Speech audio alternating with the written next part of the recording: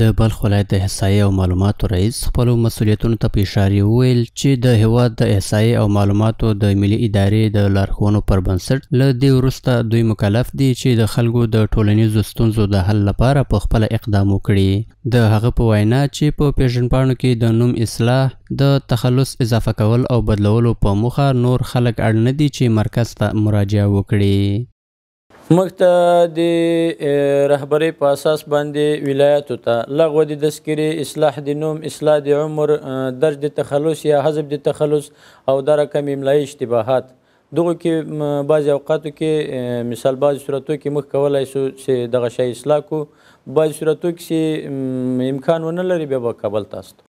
په ورته وخت کې مراجعین د احصایې او معلوماتو ملي ادارې د مثبتو کړنو ستاینه کوي او دا اقدام د ټولنیزې بې نظمۍ د مخنیوي په برخه کې مهم بولي.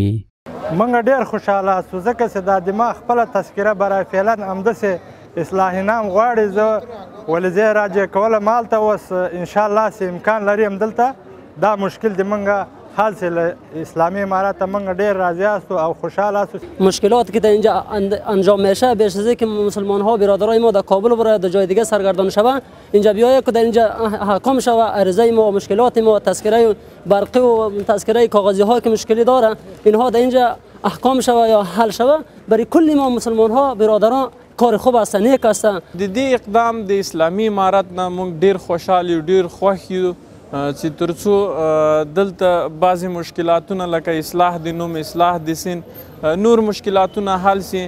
نو له دې نه ملت او خلک ډیر خوښ دي. د یادونې وړ ده چې پخوا به د بلخ ولایت د نفوسو د احوالو د ثبت او احصایې او معلوماتو په ریاست کې خلک د خپلو کاغذي تذکرو او د نورو ستونزو د حل لپاره د هیواد مرکز ته د مراجعې په موخه به په اونیو ځنډېدل، چې اوس دغه ستونزه پای ته رسېدلې او یا د ټولو نیمګړتیاوو ته په ولایت کې دننه رسېدنه کیږي.